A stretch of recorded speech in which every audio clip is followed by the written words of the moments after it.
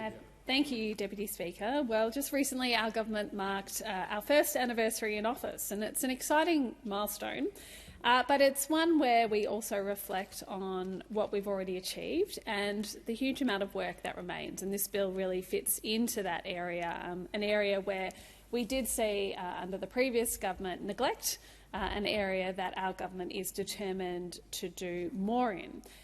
Because for me, and I'm sure for many of those of us here in this place, we are here, of course, to serve our communities and to leave a legacy for future generations, to make the lives of people in our communities better today, better tomorrow, and well into the future.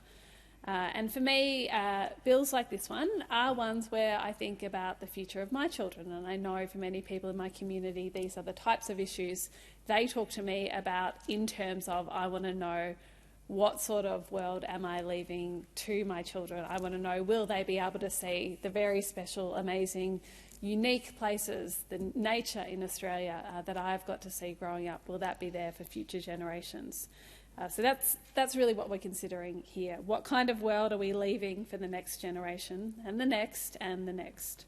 And it is one of the reasons why I'm proud to be part of this government, one that has already in our year in office taken great strides on climate action and on protecting the environment, including through the nature repair market, which is a key plank in our government's nature positive plan. And this market is important. In facing the challenges in environment protection and climate action, everyone, governments, organisations, individuals, must work together. We do know that we need significant investment in conservation and restoration for a nature-positive future, and that all of these parts of our communities can contribute to reversing environmental decline. Every single one of us has a role to play in this. And this is where an initiative like the Nature Repair Market can really make a difference. The market will make it easier to invest in projects to protect and repair nature. It does just what it says. It will help in supporting landholders, including farmers and First Nations communities, to do things like plant native species, to repair damaged riverbeds and remove invasive species. One of the welcome developments we've seen in Australia in the past few years has been the expansion of interest in driving better environmental outcomes. And I know I said there is huge interest in my electorate in this, but I know it's not just in my electorate. I know there are people right around Australia who have a genuine interest in this, who are getting involved in so many different ways. I know there are landholders across Australia who are interested in doing more, in doing their part as part of this broader efforts to conserve and restore nature across our country.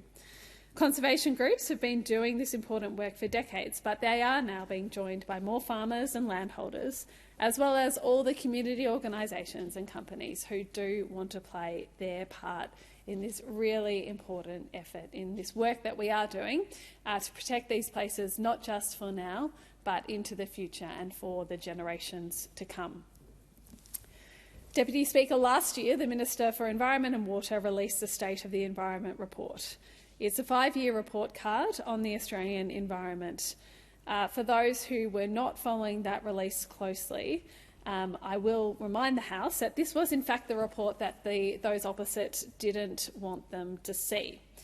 The member for Farrer, now the Deputy Liberal leader, was at the time the Minister for the Environment. She really didn't want the public to see that report because she refused to release it.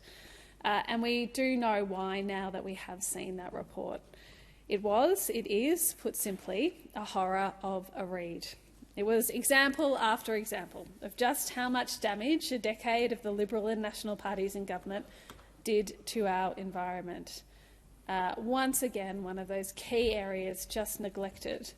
And the damage done under their watch is nothing short of disgraceful. Because of that neglect by those opposite, what we've learnt through the report is that the Australian environment is in fact in very bad shape, and it was heading in the wrong direction.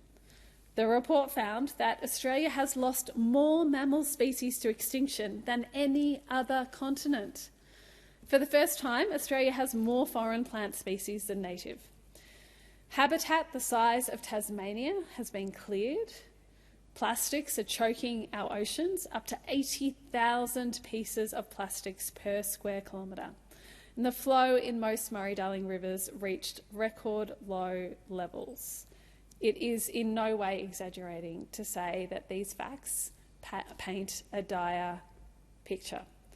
Of course, it is no surprise. It is incredibly disappointing. It is distressing, but it is really no surprise that the environment did fare so badly under the Liberals and Nationals during their decade of waste and denial. When you think that in the last decade they did, in fact, got rid of any sort of climate laws we had in the country, failed to fix our broken environment laws. They laughed about Australia's Pacific Island neighbours going underwater. We all remember that comment. They failed to land a single one of their 22 different energy policies. They sabotaged the Murray-Darling Basin Plan. They promised $40 million for Indigenous water but never delivered a drop. Set recycling targets with no plan to actually deliver them. Voted against the safeguards mechanism, the policy that they previously championed. Oh, that one came after we were in government, actually, but still there's a pattern emerging here, isn't there? They cut highly protected areas of marine parks in half, cut billions from our Environment Department, and as I said, this record of really doing nothing, of in fact actively working to undermine our environment, actively enabling the type of damage that we have seen, has continued. There have been a number of bills before the Parliament in the year since the election, and that was a number of opportunities that have been put to those opposite to acknowledge that their approach failed during their decade in office. But it continues to be clear through their actions in this place and outside that they have not learnt anything. Regardless, our government will continue to do the important and necessary work on repairing nature in this country, on fixing our environment, protecting the places that are so special and unique to this country, and of course, on addressing climate change. In 1 year alone, our government has already taken important steps on our ambitious agenda for the environment. And our goal of a nature-positive Australia, protecting more of what's precious, repairing more of what's damaged, and managing nature better for the future. Our government is developing stronger laws to better protect nature, to give faster, clearer development decisions, and that's a move that has been welcomed across the board. We are establishing a Federal Environment Protection Agency, a tough cop on the beat enforcing the stronger laws, and I know there's been a lot of support for that move in particular in my community. We are working towards zero new extinctions, backed up by our $225 million investment to protect koalas and other threatened species. We are restoring our urban rivers and waterways. And again, this is one that is close to the heart of my local community, and there are 3 projects in my local community that are benefiting from this work. $1.7 million for the Annulus Billabong project in Yarra Flats Park, $150,000 for the Friends of Edendale and Eltham North, and $500,000 for the Darebin Creek, all important urban waterways in Jagga Jagga. And we know how important it is that we do the work to restore and protect those areas. We're restoring mangroves, salt marshes, seagrasses along our coasts in Queensland, Tasmania and South Australia through our blue carbon projects. We're cracking down on plastic pollution, doing that work that was neglected for far too long, and we've signed up to ambitious global targets, and we're giving plastic recycling a $60 million boost. We're doubling the number of Indigenous rangers to help look after country, and that's just a taste. And so these bills before the House add to the work our government is doing in so many areas to repair the environment. Once established, the nature repair market will be a world-leading voluntary market framework to support landholders in protecting and restoring nature. It will include a tradable biodiversity certificate, assurance and compliance arrangements, a public register, and a nationally consistent approach for measuring biodiversity outcomes. The market will help to mobilise private investment to protect, manage and restore Australia's natural landscape. As I've already said, there are so many people in Australia, there are corporations, there are others who want to be involved in this work. What they've been looking for is the mechanism to allow them to get involved, to do their part, to help conserve, protect, restore our nature, and that is what this will do. It will enable the Clean Energy Regulator to issue Australian landholders with tradable biodiversity certificates for projects that protect, manage and restore nature. And these certificates can then be sold to businesses, organisations, governments and individuals. There are a wide range of provisions to ensure that biodiversity certificates have integrity so that people can invest with confidence. All landholders, including First Nations peoples, conservation groups and farmers, can participate in the market. Landholders can undertake projects that improve or protect existing habitat, as well as projects to establish or restore habitat. And these projects can be on land, in inland waterways, lakes or rivers, or in marine and coastal environments. And just some examples of the type of work that might be undertaken through this might be improving or restoring existing native vegetation through fencing or weeding, planting a mix of local species on a previously cleared area, or protecting rare grasslands that provide habitat for endangered species.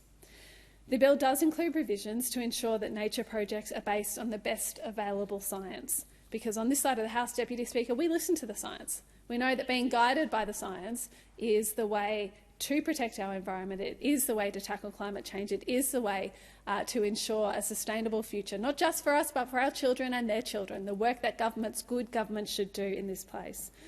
And the provisions that ensure that include an independent expert nature repair market committee, methodology determinations that set out the requirements for different types of projects, meet legislated biodiversity integrity standards and are endorsed by the Nature Repair Market Committee, a consistent way of measuring improvements in biodiversity set out in an overarching biodiversity assessment instrument, requirements for biodiversity projects to be undertaken in line with the methodology determination, tradable biodiversity certificates that are regulated to ensure they provide accurate information about projects, and a public register of projects and certificates. Deputy Speaker, our government is making it easier for people to invest in the activities that help repair nature.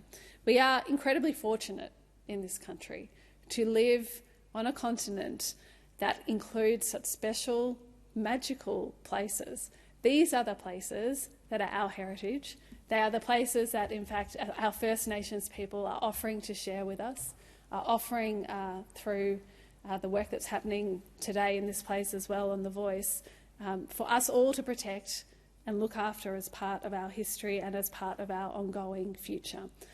And when we have those places here, it beholds all of us to do everything we can to protect them, to make sure that we do the work now that means they will be there for future generations.